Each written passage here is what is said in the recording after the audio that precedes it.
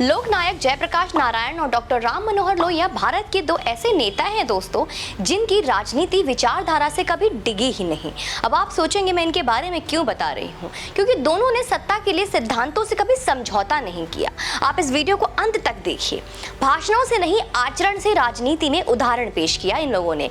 उनके नाम पर राजनीति करने का दावा करने वाले आज के वक्त के विधायक, सांसद, मंत्री, मुख्यमंत्री और प्रधानमंत्री बने, पर उनके सिद्धांतों का अनुसरण करने के बजाय इस बात का ध्यान रखा कि उसके आसपास भी जाना ना पड़े।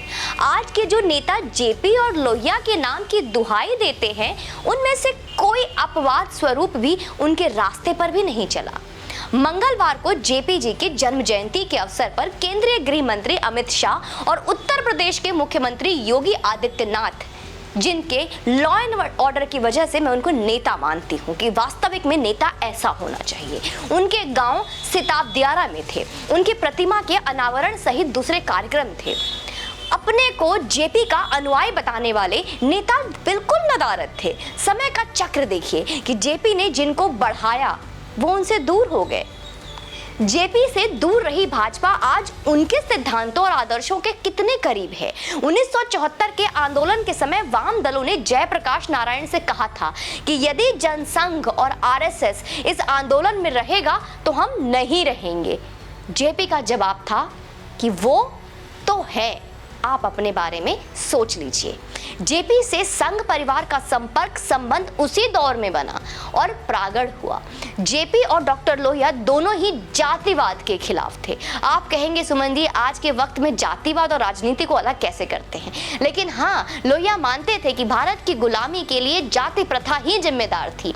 लोहिया ने लिखा है कि जाति रूढ़िवादी शक्ति है जो जड़ता को बढ़ावा देती है। जातिवाद समाज को बंधी बंधाई लीक पर चलने को विवश करता है। इसके मुकाबले वर्ग एक ज्ञात्मक शक्ति है जो सामाजिक गतिशीलता को बढ़ाती है। इन दोनों शक्तियों में परस्पर संघर्ष चलता रहता है। जेपी ने जाति तोड़ो सम्मेलन आयोजित किया था। उनका कहना था कि समाजवाद को सफल होना है तो उसकी परिणति सर्वोदय में ही होगी। जिस जाति प्रथा को ये दोनों नेता भारतीय समाज के लिए अभिशाप मानते थे, उनके शिष्यों ने उस जाति प्रथा की नींव में खाद पानी देने का काम किया। जाति की राजनीति करने वाला कोई नेता, कोई दल इन्हें अपना आदर्श कैसे मान सकता है? आपको लगता है ऐसा? शिष्य संप्रदाय की समस्या यह है कि जातिवाद को छोड़ दे तो उनका राजनीतिक अस्तित्व ही नहीं बचेगा। राजनीति के कूटनीति पे इसी पर तो उनकी राजनीति हो रही है। वास्तव में जाति प्रथा को बनाए रखने में राजनीतिक दलों और नेताओं का सबसे बड़ा योगदान है। आजादी के बाद जेपी ने न केवल सत्ता को ठुकरा दिया बल्कि चुनावी राजनीति से भी किनारा कर लिया, और वे चाहते तो आसानी से नेहरू की सरकार में उप प्रधानमंत्री बन जाते। सरदार पटेल के निधन के बाद नेहरू ने इसकी पेशकश भी की थी, पर जेपी सर्वोदय की ओर चले। डॉक्टर लोहिया चुनावी राजनीति में कांग्रेस विरोध का प्रतीक बन गए। देश में, हाँ पूरे देश में गैर कांग्रेसवाद की राजनीति के जनक वही थे दोस्तों। उनका मानना था कि कांग्रेस समाधान नहीं, समस्या है। वे कांग्रेस विरोधी ताकतों को एकजुट करने का काम करते रहे। निधन से ठीक पहले वो पटना गए और जेपी से मिले। उनसे अनुरोध किया कि वह फिर से सक्रिय राजनीति में लौट आए। जेपी ने मना कर दिया। पटना के गांधी मैदान की आखिरी सभा में डॉक्टर लोहिया ने कहा था कि आज जेपी ने मना किया है, लेकिन एक दिन ऐसा आएगा कि उन्हें आना पड़ेगा। 1974 में जेपी को वापस आना पड़ा। जातिवाद, भ्रष्टाचार और परिवारवाद, इन सामाजिक राजनीतिक बुराइयों पर जेपी और लोहिया ने कभी समझौता नहीं किया। इन तीनों बुराइयों को गले लगाने वाले लोग आज अपने को उनकी राजनीति का वारिस बता रहे। हंसी भी आती है। स्वतंत्रता के बाद कांग्रेस जनों ने भी यही किया। उन्होंने वह सब किया गांधी जिसके विरुद्ध थे। गांधी उनके लिए वोट का एक एटीएम थे। खादी के कुर्ते और गांधी टोपी में कांग्रेस ने जातिवाद, परिवारवाद, भ्रष्टाचार और सांप्रदायिकता के 4 प्रण बना लिए, जैसे कि 4 स्तंभ हो। इनसे वह आज तक नहीं डिगी। उसका वही परिणाम भुगत रही है। गृह मंत्री अमित शाह ने सिताब दियारा में कहा कि जेपी ने शिष्य सत्ता के लिए कांग्रेस की गोद में बैठे। वास्तव में वे कांग्रेस की ही नहीं, भ्रष्टाचार और परिवारवाद की भी गोद में बैठ गए हैं। सत्ता की भूख कैसी है? सत्ता की भूख ऐसी है दोस्तों आज कि कोई भी किसी से भी समझौता करने के लिए सदैव तत्पर है। वे वैसा करने के लिए स्वतंत्र हैं, लेकिन जेपी और लोहिया का नाम लेना छोड़ दे। विडंबना देखिए कि नीतीश कुमार कह रहे हैं कि अमित शाह की उम्र इतनी नहीं है कि वह जेपी की बात भी करे। इस हिसाब से तो आज के किसी नेता को, और यहाँ तक कि नीतीश कुमार जी को स्वयं कभी गांधी जी की भी बात नहीं करनी चाहिए। उत्तर भारत और खास तौर से बिहार और उत्तर प्रदेश के गैर कांग्रेसी, गैर भाजपाई नेता समाजवादी होने का दावा करते हैं।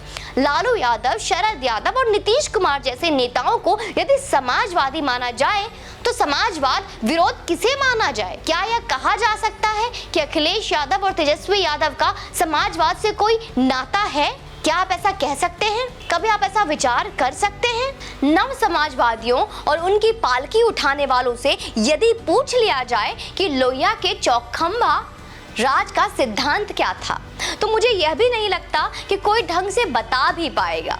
तो अच्छा होगा कि समाजवाद की बात करने वाली पार्टियां और नेता पाखंड का कम से कम परित्याग कर दे। वही बोले और वही बताएं जो वे खुद हैं। मुश्किल ये है कि ऐसा करते ही सारी कलई जो खुल जाएगी। कपड़े की तरह गठबंधन और सिद्धांत बदलने वालों से भारतीय राजनीति को मुक्त कराने की आवश्यकता है दोस्तों।